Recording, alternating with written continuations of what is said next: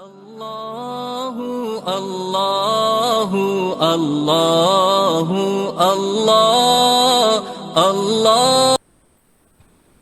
السلام علیکم ورحمۃ اللہ وبرکاتہ۔ وعلیکم السلام ورحمۃ اللہ وبرکاتہ۔ ان الحمد للہ نحمده ونستعینه ونستغفره ونعوذ باللہ من شرور انفسنا ومن سیئات اعمالنا، من يهده الله فلا مضل له ومن يضلل فلا هادي له، واشهد ان لا اله الا الله وحده لا شريك له، واشهد ان محمدا عبده ورسوله، اما بعد فان خير الحديث كتاب الله وخير الهدي هدي محمد صلى الله عليه وسلم، وشر الأمور محدثاتها وكل محدثة بدعة وكل بدعة ضلالة وكل ضلالة في النار۔ محترم سامعین، حاضرین و حاضرات، ناظرین و ناظرات، کتاب التوحید کے اس درس میں آپ تمام حضرات کا خیر مقدم ہے۔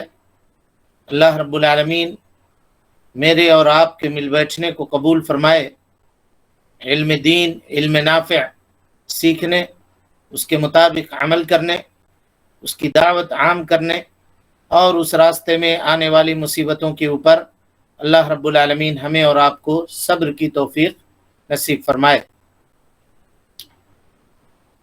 اللہ کے فضل اور اس کے کرم سے کل ہم لوگ ایک نئے باب میں داخل ہوئے تھے، جس باب کا ٹائٹل ہے یا عنوان ہے کہ اس جگہ کے اوپر جہاں غیر اللہ کے لیے جانور کو ذبح کیا جاتا ہے، وہاں اللہ رب العالمین کے نام سے جانور ذبح کرنے کا کیا حکم ہے۔ اللہ رب العالمین کے نام سے جانور ذبح کرنے کا کیا حکم ہے جہاں پہ غیر اللہ کے لیے جانور ذبح کیا جاتا ہے۔ اس کی جو صورتیں ہو سکتی تھیں اس کی تشریح ہم نے آپ کے سامنے کل کے درس میں کر دی تھی۔ آیت کریمہ پہ آ کر ہم لوگ رکے تھے، پھر سے آیت کریمہ کو پڑھیے تاکہ یہاں سے ہم لوگ اپنے درس کو شروع کر سکیں۔ چلیں بسم اللہ۔ الحمد للہ وحدہ والصلاة والسلام علی من لا نبی بعدہ، اما بعد فاعوذ باللہ من الشیطان الرجیم، بسم اللہ الرحمن الرحیم۔ ارشاد الہی ہے، لا تکن فیہ ابدا لمسجد اسس علی التقوی من اول یوم احق ان تقوم فیہ رجال يحبون أن يطهروا والله يحب المطهرين۔ آپ کبھی اس مسجد زرار میں عبادت کے لیے کھڑے نہ ہونا، البتہ وہ مسجد جس کی بنیاد شروع دن سے ہی تقوی پر رکھی گئی ہے، وہ زیادہ موزوں ہے کہ آپ صلی اللہ علیہ وسلم اس میں عبادت کے لیے کھڑے ہوں۔ اس میں ایسے لوگ ہیں جو پاک صاف رہنے کو پسند کرتے ہیں، اور اللہ تعالیٰ کو بھی صفائی اور پاکیزگی اختیار کرنے والے لوگ ہی پسند ہے۔ یہ آیت کریمہ، آیت عظیمہ، یہ مسجد زرار کے تعلق سے نازل ہوئی ہے نا، اور یہ مسجد زرار مدینے میں منافقین نے ایک مسجد تعمیر فرمائی۔ مقصد اس کا یہ تھا کہ اس مسجد میں بیٹھ کر کے یہ لوگ مسلمانوں کے خلاف میٹنگ کریں گے، سازشیں کریں گے، کفر پھیلانے کا کام کریں گے اور مسلمانوں کے درمیان تفریق پیدا کریں گے۔ یہ معاملہ تھا، اور ایک جگہ ان کو سر چھپانے کی مل جائے گی، اور اللہ کے نبی جناب محمد رسول اللہ صلی اللہ علیہ وسلم سے ان لوگوں نے گزارش کی کہ اللہ کے نبی صلی اللہ علیہ وسلم آپ چل کر کے اس مسجد میں نماز ادا کر دیجئے، کیونکہ اگر آپ نماز ادا کر دیتے تو ان کی مسجد کو اہمیت حاصل ہو جاتی۔ اب اگر ان سے کوئی کہتا کہ بھائی تم مسجد نبوی میں آ کر کے کیوں نماز نہیں پڑھتے ہو، تو وہ کہتے کہ ہم اپنے محلے کی مسجد میں نماز ادا کرتے ہیں، یہ وہی مسجد ہے جس میں اللہ کے نبی صلی اللہ علیہ وسلم نے نماز ادا کی ہے، تو آپ کو کیا دقت ہے، وہ یہ کہتے۔ تو اللہ کے نبی صلی اللہ علیہ وسلم کو اللہ رب العالمین نے منع کر دیا کہ اس مسجد میں اللہ کے نبی صلی اللہ علیہ وسلم آپ نماز مت ادا کیجیے، کیوں؟ کیونکہ یہ لوگ قسم کھا کے کہہ رہے تھے کہ ہم لوگوں کا مسجد بنانے کا مقصد وہ نہیں ہے، بلکہ ہم تو چاہتے ہیں کہ ہم یہاں پہ اللہ کی عبادت کریں. لیکن مقصد ان کا کیا تھا؟ جس کو اللہ رب العالمین نے واضح کر دیا کہ والذین اتخذوا مسجدا ضرارا وکفرا وتفریقا بین المؤمنین وارصادا لمن حارب اللہ ورسولہ من قبل. مسلمانوں کے درمیان تفریق پیدا کرنے کے لیے، کفر کرنے کے لیے اس مسجد کو ان لوگوں نے تعمیر کیا تھا. اللہ کے نبی جناب محمد رسول اللہ صلی اللہ علیہ وسلم سے آ کر کے سفارش کی کہ آپ نماز ادا کر دیجئے. اللہ رب العالمین نے آیت مبارکہ نازل فرما کر نبی صلی اللہ علیہ وسلم کو منع کر دیا. کیا ہے آیت؟ کہا لا تقم فیہ ابدا، اے اللہ کے نبی صلی اللہ علیہ وسلم ہرگز نہیں آپ اس مسجد میں نماز پڑھنے کے لیے ہرگز نہ جائیں. کیوں؟ لمسجد اسس علی التقوی من اول یوم، وہ مسجد جس کی بنیاد پہلے ہی دن سے تقوی کے اوپر رکھی گئی ہے، احق ان تقوم فیہ، وہ اس بات کی زیادہ مستحق ہے کہ آپ وہاں نماز ادا کریں. ان کی مسجد میں جا کر کے آپ نماز ادا مت کریں. ٹھیک ہے، یہ تو ترجمہ ہوا آیت کریمہ کا اور اس کا بیک گراؤنڈ ہوا. یہاں ایک بات غور کرنے کی ہے، ذرا یہ بتائیے یہ باب کون سا ہے جو ہم پڑھ رہے ہیں ابھی؟ 11. کوئی بولے یہ کون سا باب ہے؟ جہاں غیر اللہ کے نام پر جانور ذبح کیے جائیں وہاں اللہ کے نام پر بھی ذبح کرنا جائز نہیں ہے. جائز نہیں ہے، یہ باب ہے. اس میں مسجد کا کیا کام ہے؟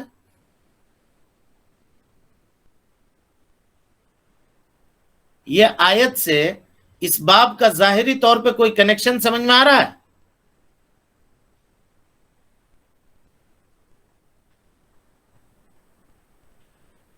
یہی شیخ الاسلام محمد بن عبد الوہاب رحمۃ اللہ علیہ کی فقاہت ہے، یہی آپ کی ذہانت ہے. کبھی کبھی اس طرح سے آیت کریمہ اور احادیث رسول صلی اللہ علیہ وسلم سے استدلال کر دیتے ہیں کہ آدمی پریشان ہو جاتا ہے کہ اس میں کیا ہے. بہت غور فکر کرنے کے بعد، بہت دماغ دھیان لگانے کے بعد جا کر کے آپ کو بات سمجھ میں آئے گی کہ یہاں پہ یہ کیا کہنا چاہ رہے ہیں. کتنے بڑے عالم تھے اور قرآن اور حدیث کو کس طرح سے سمجھنے والے تھے، یہ دیکھیے. اس امام کی فقاہت کے اوپر غور کیجیے.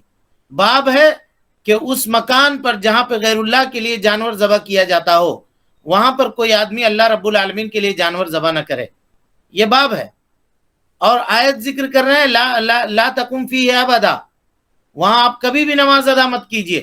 لمسجد اسس علی التقوی من اول یوم حق ان تقوم فیہ، وہ مسجد جس کی بنیاد پہلے دن سے تقوی کے اوپر رکھی گئی ہے وہ اس بات کی زیادہ مستحق ہے کہ آپ وہاں جا کر کے نماز ادا کریں.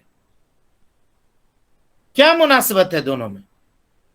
مناسبت یہ ہے کہ یہ آیت کریمہ شیخ الاسلام محمد بن عبد الوہاب نے اس بات کو بتانے کے لیے پیش کیا ہے یہاں پر کہ اگرچہ کوئی بھی جگہ، اگرچہ وہ مسجد ہی کیوں نہ ہو، اگر اس کی بنیاد تقوی کے اوپر نہیں رکھی گئی ہے، اس کی اساس اور اس کی بنیاد حرام کے اوپر ہے، تو کوئی آدمی آ کر کے یہ نہ کہے کہ یہ بنائی گئی ہے تو ہم اس کے اوپر نماز پڑھ لیں.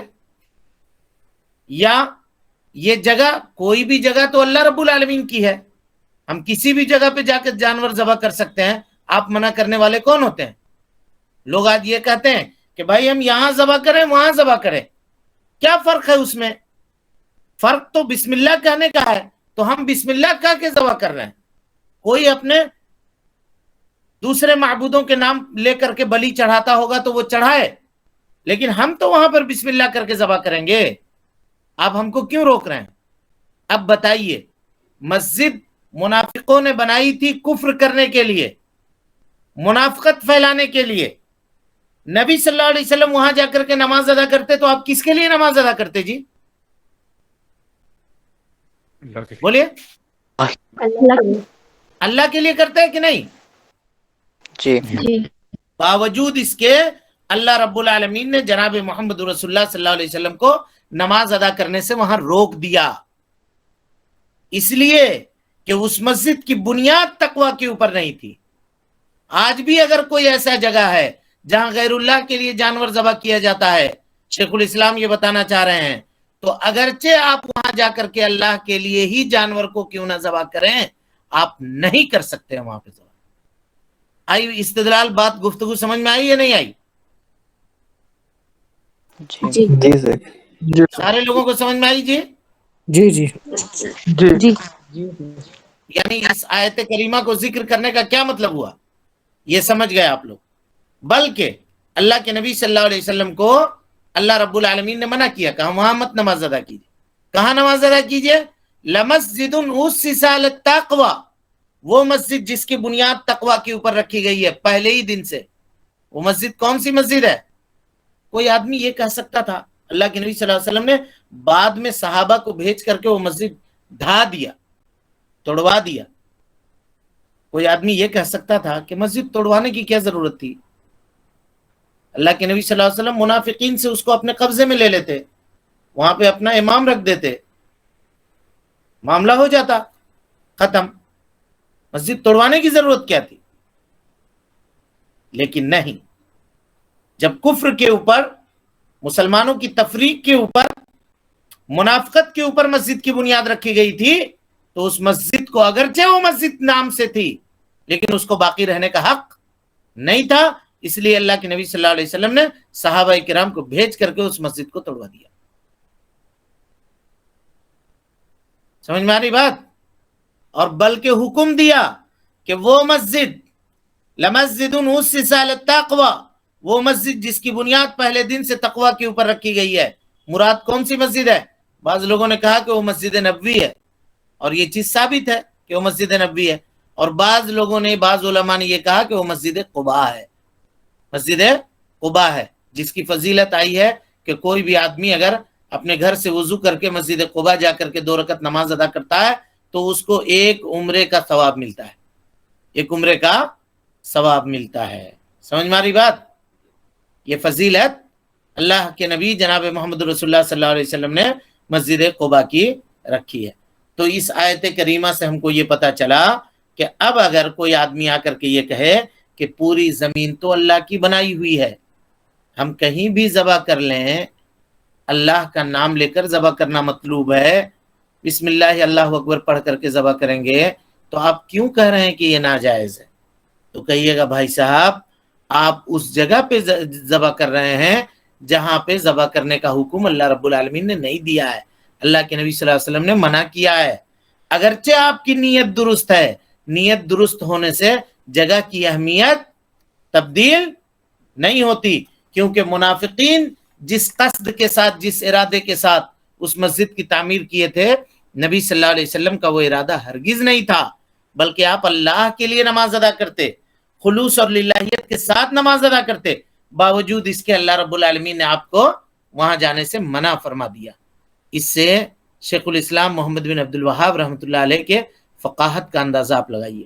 اور یہ امام عجیب ہیں جی، کبھی کبھی ہم لوگ غور کرتے ہیں ان کی کتاب کے اوپر، آپ بھی غور کیجئے گا، کوئی بات اپنی طرف سے کہیں بھی آپ نہیں پائیے گا، باب قائم کر دیا، آیت حدیث آیت حدیث آیت حدیث، صرف اسی کا تذکرہ کرتے ہیں، یا سلف میں سے کسی کا قول ہو تو اس کا ذکر کر دیتے ہیں، اپنی طرف سے کوئی بات نہیں کرتے۔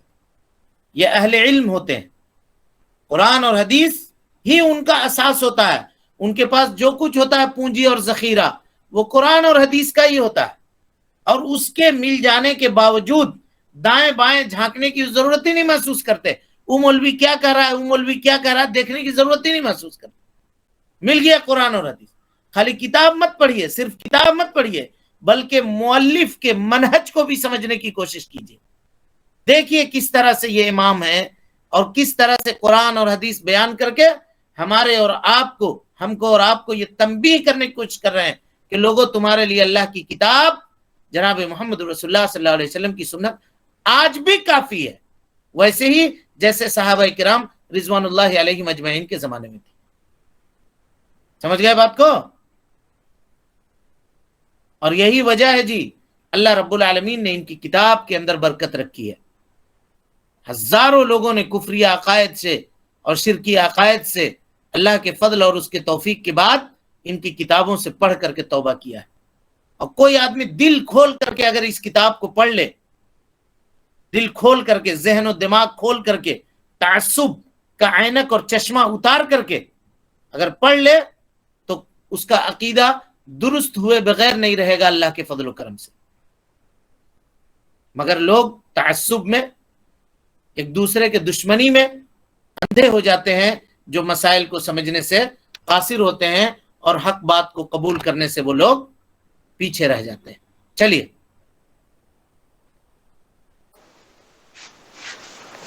حضرت ثابت بن ضحاک تھوڑا رضی اللہ زور عنہ سے سے پڑھیے روایت مفتی، ہے. زور سے پڑھیے، آپ کی آواز بہت دور سے آتی ہے. حضرت ثابت بن ضحاک رضی اللہ عنہ سے روایت ہے کہ ایک شخص نے بوانا مقام پر اونٹ ذبح کرنے کی نظر مانی، چنانچہ اس نے اس کے متعلق نبی کریم صلی اللہ علیہ وسلم سے پوچھا تو آپ صلی اللہ علیہ وسلم نے فرمایا هل كان فيها وثن من اوثان الجاهلیۃ يعبد؟ قالوا لا. قال فهل كان فيها عيد من اعيادهم؟ قالوا لا. فقال رسول الله صلى الله عليه وسلم أوفي بنذرك فإنه لا وفاء لنذر في معصية الله ولا فيما لا يملك ابن آدم. سنن نبی داؤد و اسناد علی الصرۃ. کیا وہاں جاہلیت کے بتوں میں سے کوئی ایسا بت تھا جس کی پوجا کی جاتی رہی ہو؟ صحابہ رضی اللہ عنہ نے کہا نہیں. حضرت صلی اللہ علیہ وسلم نے مزید پوچھا کیا وہاں کوئی مشرکین کا میلہ لگتا تھا؟ صحابہ رضی اللہ عنہ نے کہا نہیں. تو آپ صلی اللہ علیہ وسلم نے ارشاد فرمایا تم اپنی نظر پوری کر لو، یاد رکھو جو نظر اللہ تعالیٰ کی نافرمانی کی ہو اسے پورا کرنا درست نہیں، اور اسی طرح جس نظر کو پورا کرنا انسان کی وسعت میں نہ ہو اسے بھی پورا کرنا ضروری نہیں. سنن نبی داؤد اور اس کی سند بخاری اور مسلم کی شرط کے مطابق ہے. الحمدللہ. یہ حدیث، یہ عظیم روایت جی، اسے امام ابو داؤد رحمۃ اللہ علیہ نے روایت کیا ہے، اور اس کے اسناد میں، سند میں جو راوی ہیں وہ بخاری اور مسلم کے راوی ہیں، ان کے شرطوں کے اوپر یہ راوی موجود ہیں. لہذا شیخ الاسلام ابن تیمیہ رحمۃ اللہ علیہ اس حدیث کے بارے میں کہتے ہیں علی شرط الصحیحین، کہ یہ روایت صحیحین یعنی بخاری اور مسلم کے روایت کے شرط کے اوپر اس کے راوی اترتے ہیں. وَإِسْنَادُهُ كُلُّهُمْ ثِقَات، اس کے جتنے بھی راوی ہیں وہ سب کے سب ثقہ ہیں، معروف لوگ ہیں. ابن عبد الحادی اپنی کتاب صارم میں لکھتے ہیں کہ یہ حدیث حسن صحیح درجے کی ہے، اور ان کی دوسری کتاب ہے ابن عبد الحادی کی محرر فی الحدیث، اس میں وہ لکھتے ہیں کہ اس کے جو رجال ہیں وہ صحیحین کے رجال میں سے ہیں، صحیحین کے راویوں میں سے ہیں. ابن ملقن اس حدیث کے بارے میں کہتے ہیں کہ اس کی سند صحیح ہے اور بخاری اور مسلم کے شرط کے اوپر ہے نا، اور اس کے جو رجال ہیں ان کے اوپر ائمہ کا اجماع ہے کہ وہ سب کے سب درست اور صحیح رجال ہیں. اسی طریقے سے علامہ البانی رحمۃ اللہ علیہ کہتے ہیں کہ اس کی سند درست ہے، صحیح ہے، اور اس کے رجال جو ہیں وہ بخاری مسلم کے رجال ہیں. معاملہ اسی طریقے سے ہے جیسا کہ آپ نے دیکھ لیا، لہذا یہ حدیث صحیح درجے کی روایت ہے. کہتے ہیں حضرت ثابت ابن ضحاک رضی اللہ تعالی عنہ روایت کرتے ہیں، کہتے ہیں نذر رجل، کون آدمی تھے یہ؟ ان کا نام معلوم نہیں ہے، ان کا نام ذکر نہیں ہوا، اور ان سے ہم کو مطلب بھی نہیں ہے. واقعہ کیا تھا اس سے مطلب ہے. کہ ایک شخص نے یہ نظر مانی کہ وہ کیا کرے گا، اونٹ کو ذبح کرے گا، اونٹ کو نہر کرے گا. کہاں لے جا کر کے؟ بوانا یا بوانا دونوں پڑھ سکتے ہیں. بوانا بے کے فتحہ کے ساتھ اور بوانا با کے ضمہ کے ساتھ، دونوں پڑھ سکتے ہیں. وہاں پہ اس نے نظر مانی کہ ہم وہاں لے جا کر کے اونٹ ذبح کریں گے. یہ بوانا کہاں ہے؟ تو کچھ لوگوں نے کہا کہ یہ مکہ کا ایک دم نچلا حصہ ہے، بوانا آخر میں پڑتا ہے مکہ کے. اور کچھ لوگوں نے کہا کہ نہیں، یہ مقام ینبع میں ہے، جو مکہ اور مدینہ کے درمیان میں ہے. مدینہ سے تقریباً 120 یا 30 کلومیٹر کے دوری کے اوپر یہ مقام ہے ینبع. وہاں پہ یہ جگہ پڑتی ہے بوانا، سمندر سے قریب. اور کسی نے کہا کہ نہیں یہ جگہ یلملم میں ہے. کوئی نام سنا جی یلملم کا اس سے پہلے؟ جی جی کیا ہے یلملم؟ ایک سنا میقات ہے. وہاں پہ احرام باندھا جاتا ہے میقات ہے. کس کا میقات ہے؟ یمن والوں کا. اہل یمن کا. اہل یمن کا میقات یلملم ہے. تو اللہ کے نبی صلی اللہ علیہ وسلم نے اس شخص سے پوچھا، سوال کیا. کیا سوال کیا؟ کہا هل كان فيها وثن من اوثان الجاہلیہ، کیا اس جگہ پر جاہلیت کے بتوں میں سے کوئی بت تھا؟ وثن کہتے ہیں جی ما یعبد من دون اللہ، اللہ کے علاوہ جس کی بھی عبادت کی جاتی ہو، چاہے اس کی تصویر بنی ہو یا نہیں ہو، اسٹیچو ہو یا نہیں ہو، کوئی جگہ ہو اس کی عبادت کر رہے ہوں یا تصویر بنا کے عبادت کر رہے ہوں، بت بنا کر کے پوج رہے ہوں یا کسی پتھر کو پوج رہے ہوں، کچھ بھی ہو اس کو وثن کہتے ہیں، ہے نا. اور جاہلیہ سے مراد اسلام سے قبل. کیا اسلام سے قبل وہاں کوئی ایسا بت تھا جس کی لوگ عبادت کیا کرتے تھے؟ یہ پوچھ رہے ہیں اللہ کے نبی صلی اللہ علیہ وسلم نے. سمجھ رہے ہیں؟ حدیث کے ترجمے کے اوپر غور کیجئے گا. سب سے پہلے اللہ کے نبی صلی اللہ علیہ وسلم نے یہی پوچھا، کیونکہ یہ شرک ہے اور شرک اکبر ہے، سب سے بڑا گناہ ہے. اسی لیے آپ نے پوچھا کیا وہاں جاہلیت میں، جاہلیت کے بتوں میں سے کوئی بت تھا جس کی عبادت لوگ کیا کرتے تھے؟ تو اس شخص نے کہا لا، نہیں اللہ کے نبی صلی اللہ علیہ وسلم ایسا نہیں تھا. پھر آپ نے کیا پوچھا؟ هل كان فيها عيد من اعيادهم، کیا اس جگہ پر جاہلیت کے عیدوں میں سے کوئی عید لگا کرتی تھی؟ جاہلیت کی عیدوں میں سے کوئی عید لگا کرتی تھی. اور عید کہتے ہیں جو تکرار کے ساتھ لوٹ کر کے آئے، چاہے ہفتہ میں آئے، چاہے مہینے میں آئے، چاہے سال میں آئے، لوٹ کر کے آنے والے کو عید کہتے ہیں. جیسے عید رمضان کے بعد آتا ہے، اس طریقے سے عید. تو نبی صلی اللہ علیہ وسلم نے پوچھا کیا وہاں کوئی میلہ ٹھیلا لگتا تھا جاہلیت کے میلوں میں سے؟ اس نے کہا نہیں. میلہ کا کیوں پوچھا جی اللہ کے نبی صلی اللہ علیہ وسلم نے؟ یا عید کے بارے میں کیوں پوچھا؟ وہی عید کا ترجمہ ہم میلہ سے کر رہے ہیں. کیوں پوچھا بولیے؟ وہاں بھی شرک کی جاتی ہے. اس لیے کہ مشرکین جانوروں کی بلی اب عید میں دیا کرتے ہیں. کب دیا کرتے ہیں؟ ان کے یہاں کی جو عید ہوتی ہے، ان کے یہاں کی جو تہوار ہوتی ہے، عید سے اپنا عید مت سمجھ لیجئے گا، ان کی جو تہواریں ہوتی ہیں اس تہوار میں نا وہ لوگ بلی دیتے ہیں. جی جی عام طور پہ عید یا میلے اور ٹھیلے کا لگنا یہ اس بات کی دلیل ہے کہ وہاں پہ بلی بھی دی جاتی ہوگی، وہاں پہ غیر اللہ کے لیے ذبح بھی کیا جاتا ہوگا، وہاں پہ لوگ اپنے بتوں کے لیے اپنے جانوروں کو ذبح بھی کرتے ہوں گے اپنے معبودوں کے نام کے اوپر. تو پتہ کیا چلا؟ پتہ یہ چلا کہ کسی جگہ کے اوپر ہم کو اگر یقین ہو کہ یہاں غیر اللہ کے لیے ذبح کیا جاتا ہو، یا ہم کو غالب گمان ہو، یقین نہیں ہے لیکن غالب گمان ہے کہ یہاں میلہ لگتا تھا، اب میلہ لگتا تھا تو وہ لوگ اپنے میلوں میں بلی وغیرہ کا کام بھی کرتے ہیں، غیر اللہ کے نام پہ جانوروں کو ذبح بھی کیا کرتے ہیں، اپنے بتوں کے نام کے اوپر چڑھاوا بھی چڑھایا کرتے ہیں. تو ایسی جگہ پر حکمت یہ ہے کہ اس جگہ کے اوپر جانور کو ذبح نہ کیا جائے. سمجھ میں آ رہی بات؟ جی جی جب صحابہ نے کہا کہ نہیں وہاں پر عید بھی نہیں لگتا تھا اللہ کے رسول، وہاں پہ جاہلیت کے بتوں میں سے بھی کوئی بت نہیں تھا، تو آپ صلی اللہ علیہ وسلم نے فرمایا اوفی بنذرک، اپنے نظر کو پورا کرو. اوفی بنذرک. یہاں ایک چیز غور کیجئے جی، نبی صلی اللہ علیہ وسلم نے کہا نظر کو پورا کرو، یہ اس بات کے اوپر دلالت کر رہا ہے کہ نظر کا پورا کرنا یہ عبادت ہے یا نہیں؟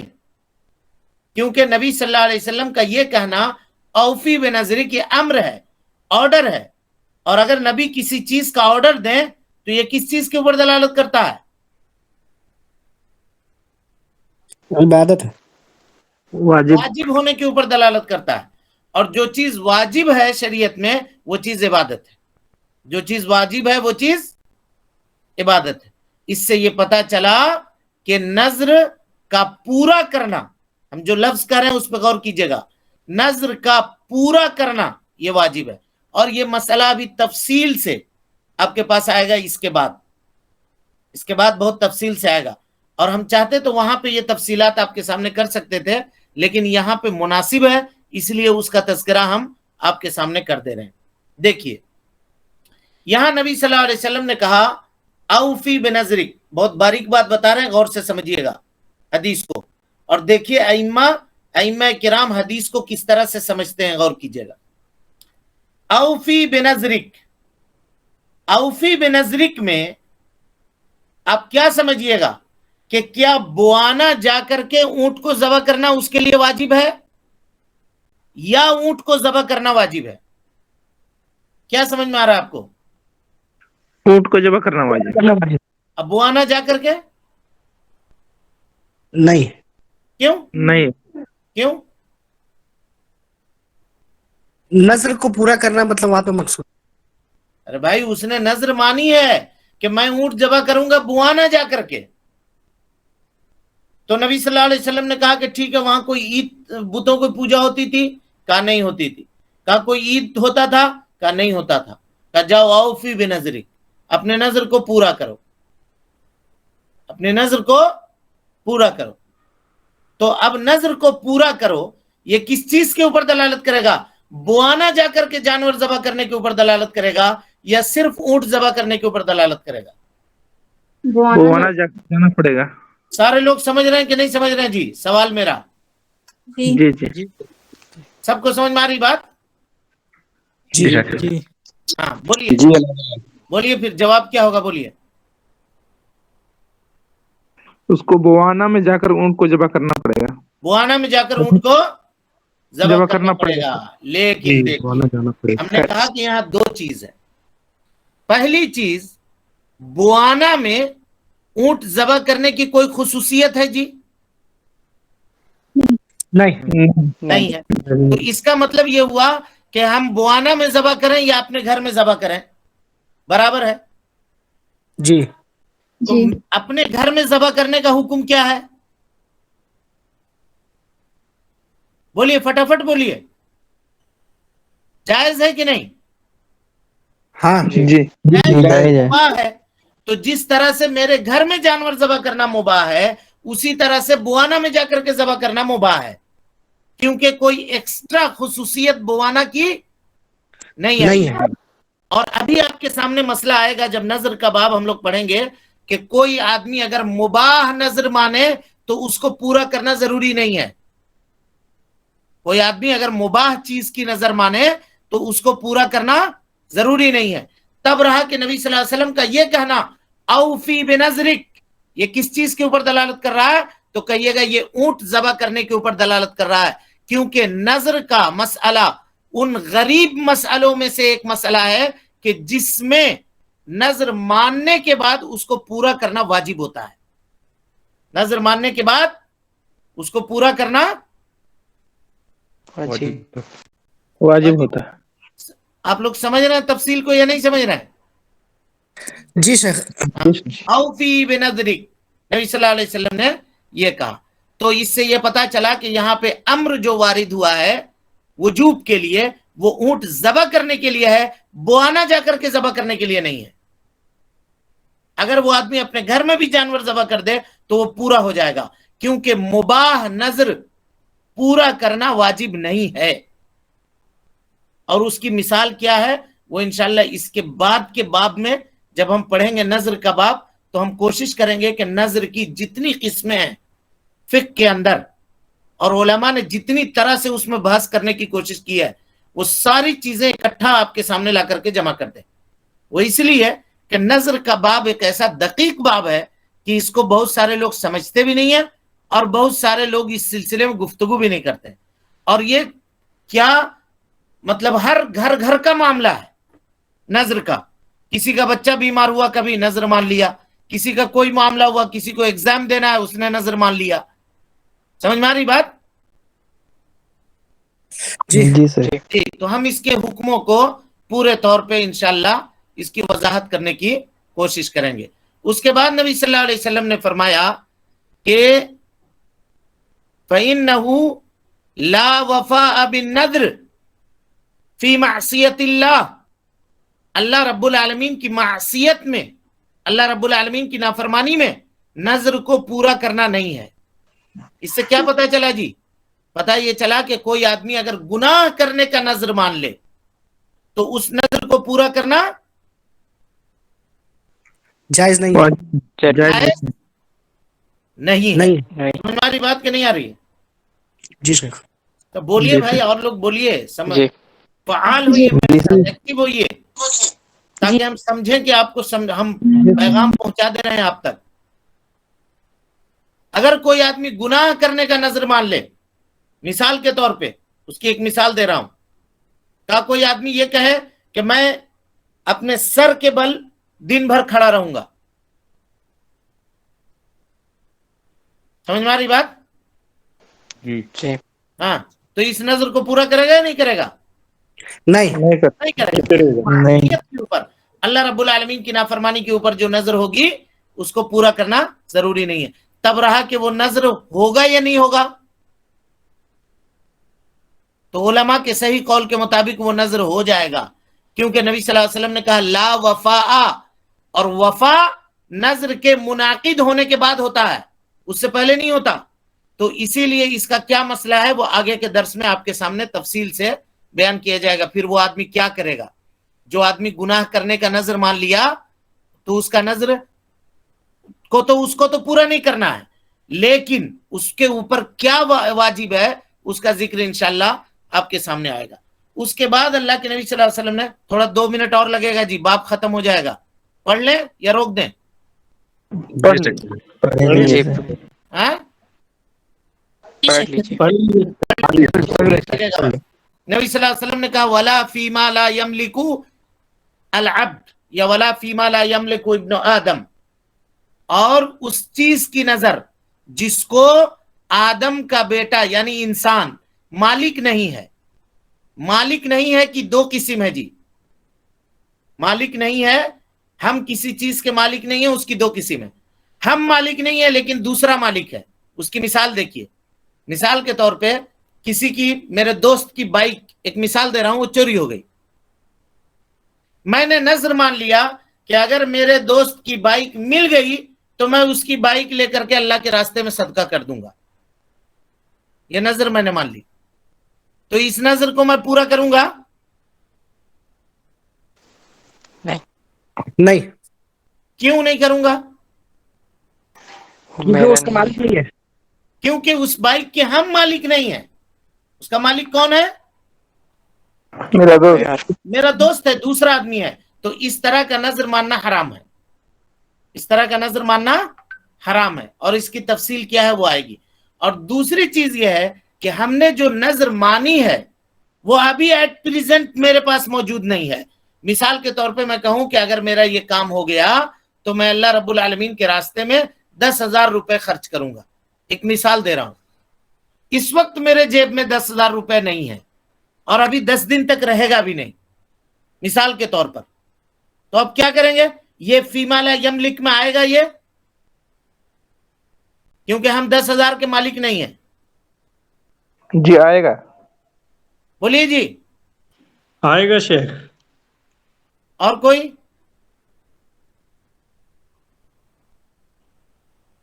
نہیں آئے گا. نہیں آئے گا. وہ نذر میرے ذمے میں باقی رہے گا. جب 10,000 روپیہ ہم کو ہوگا تب ہم کو صدقہ کرنا پڑے گا. جی. کار والا بائک والا مسئلہ اور یہ دونوں مسئلہ میں فرق سمجھ میں آ گیا؟ ولا فیما لا یملک ابن آدم. کچھ لوگ دونوں کو خلط ملط کر دیتے ہیں. خلط ملط مت کیجیے گا. یملک ابن آدم میں ایک معنی یہ ہے کہ میں مالک نہیں ہوں، دوسرا مالک ہے، اور ایک دوسرا معنی یہ ہے کہ میں ابھی مالک نہیں ہوں لیکن آگے چل کر کے ہو سکتا ہے مالک ہو جاؤں. تو ایسی صورت میں وہ چیز میرے ذمہ ادھار رہے گی، قرضہ رہے گا. جیسے 10,000 روپے میرے جیب میں آئے گا ہم کو خرچ کرنا پڑے گا. سمجھ میں آ گئی بات؟ جی. چلے. اقول قولی ھذا واستغفر اللہ لی ولکم ولسائر المسلمین من کل ذنب وخطیئۃ فاستغفروہ إنه كان للأوابين غفورا. السلام عليكم ورحمة الله وبركاته. الله الله الله الله الله الله